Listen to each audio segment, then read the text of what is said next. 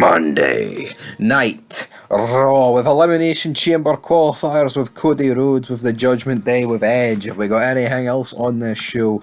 Not really, but anyway, guys, it's the show after the Royal Rumble. A very, very, very weak Royal Rumble in my opinion, and I think in other people's opinion or comments suggest that. We both think it here on Fog Wrestling. It just wasn't that good, if we're being honest. It wasn't. It was just predictable and boring, like, wasn't it? Like, they just went with the most cookie cutter shite of all time. That's what they went with. I mean, Cody Rhodes, I've no problem with Cody Rhodes winning. I think we've kind of, ever since his injury, we've kind of accepted the fact that Cody Rhodes would probably win the Rumble. And to be honest, I don't mind Cody Rhodes in WWE. He's so much better. And to be fair, in the last couple of months of AEW run, he wasn't too bad. I did think at the start, like when he was doing all the pathetic, digs at WWE, it was a bit annoying, but he's grown on me, Cody. He's definitely grown on me, but he comes out, he basically talks about all these families in wrestling, the Mysterios, the Rhodes, the blah, blah, blah, and then goes on to mention the bloodline, and then who comes out?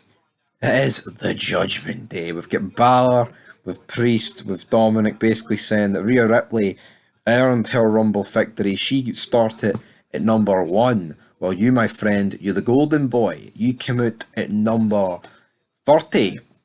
And basically, Rhodes is like, Dominic, are you trying to straighten me smart? And he basically wants, well, I'm not ready to wait to the Rumble. I want to batter someday the night. And I'm looking at you, Dominic, or in fact, Balor, or in fact, Priest. It would be, in fact, Cody Rhodes versus Finn Balor tonight, but Edge's music hits, so yeah.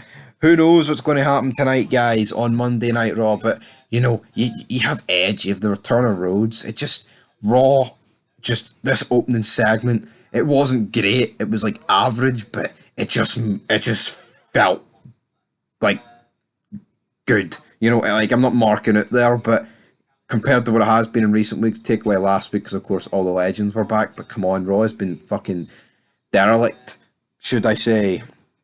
dare I say, in the last couple of weeks.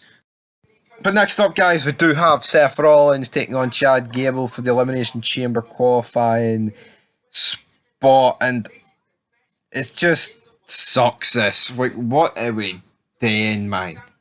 Like, a United States Championship Elimination Chamber. I've seen it all now. Like, I know we had an IC one not so long ago. I don't even know how long ago it was, to be honest, but come on, man. Like, I know Rhodes and Reigns, that's fucking... It just... Why can't Reigns defend his title inside the chamber? Because obviously, if you want to do Rhodes against Reigns, that's what you want to build towards, alright? But like, we've seen so many years gone by about the fact that they've done, someone's going to be in the title match at Mania, but they've still had to defend it inside the Elimination Chamber. Like, why can't Reigns defend it? It would actually make it a bit fucking different if he defended it in a chamber, because I'm pretty sure he hasn't defended a title in a chamber, to my knowledge. But, of course, Seth Rollins wins.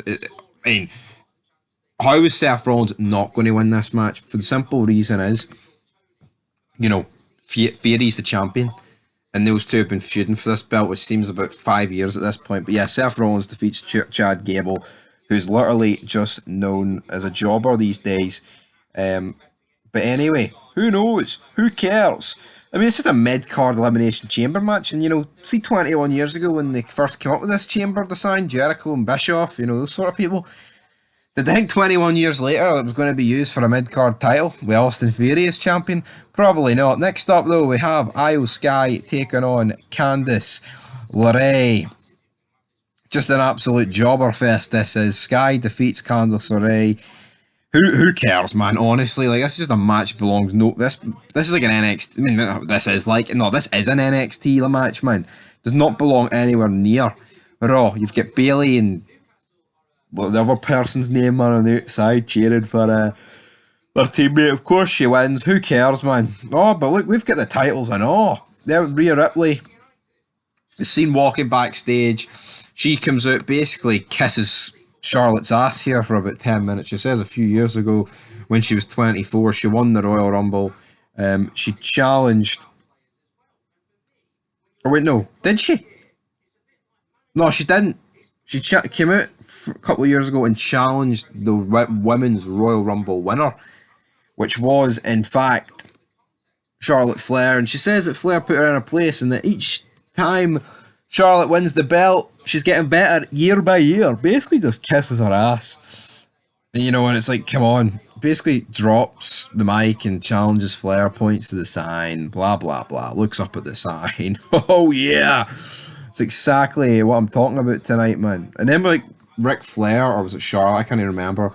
They posted on Instagram a picture of them, Flair, like Ric Flair and Rhea. Way to break fucking kayfabe, guys. Come on. Bloody brilliant. You know, and I think we're going to be getting a Seth Rollins Logan Paul feud for Mania, because that's what they kind of teased here backstage. We then have Baron Corbin taking out Johnny Gargano. Well, he doesn't take him out. He's taking on Johnny Gargano in a Money in the Bank Elimination Chamber qualifying match. JBL trying to hype this guy up as the next big thing, man. Honestly, I just don't understand any of this stuff. Honestly, it just absolutely sucks. But with Dexter Lumis out there, this was just weird. He hits JBL's hat with like an axe. And it's like, what's this supposed to symbolize? He's trying to kill him, man. I don't know. But Johnny Gargano wins. You know, Corbin gets beat here. It's like, if Corbin is the modern day wrestling god, why is he losing a qualifying match for a chamber match for the mid-card title? Get JBL away for this guy and make JBL the general manager of the show. Can we do something like that? Come on, please, man.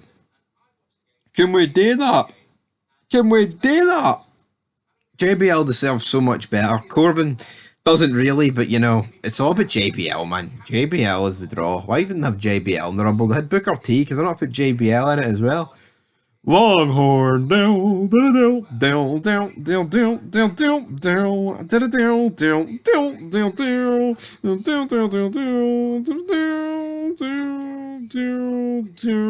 down, down, down. We then have the MVP Lounge. MVP welcomes his guest, Austin Theory, who will defend his title inside the Elimination Chamber. Basically, bury Bobby Lashley here, and again, it just begs the question, like, how long is this Theory, Rollins, Lashley trifecta about the US title seriously gonna go on here? I just don't understand how long it's gonna go on. It's just a generic promo here. Of course, feel like all three of them. Lashley ends up battering Theory, and it just sucks because all this stems from is Roman Reigns holding both belts hostage. Like, it would just be so much better if he didn't have both belts and, you know, he could actually do all that stuff. But anyway, Balor says he's going to batter Cody Rhodes tonight. Rhodes didn't earn his Royal Rumble victory. He came in at number 30, blah, blah, blah. Balor saying that the number 30 spot should have been his. Well, no, wait, it wasn't. And all three of these get battered by Edge because he's a bunch of fucking fannies, man. Yes, are a bunch of fannies. Miz saying, then comes out, cuts a promo, says he was getting buried because he was the first man at the Rumble, and saying that a man of his stature didn't get enough appreciation at Mania 30. Out comes Adam Pearce, essentially, and says, The Miz sucks, and guess what, mate? You're going to take on one of the newest members of the Raw roster. Out comes Rig Boogs, and Rig Boogs eliminates him. This guy just absolutely sucks. And yeah, I mean, he did look a bit different, but again, do we care? No, I don't care. Absolutely not. We then have the recap of what happened between Owens, Sami Zayn, and the Bloodline. What happened at the Rumble. I mean, that was good, like, but I just feel like Raw, they do this, where they just show, like, recaps of what happened on, like, say, for SmackDown, for example, or the pay-per-views. Again, kind of just sucks, if we're being honest. Bayley comes out, cuts a promo, blah, blah, blah, basically just talking about Becky Lynch. Oh, we buried her last week inside the cage.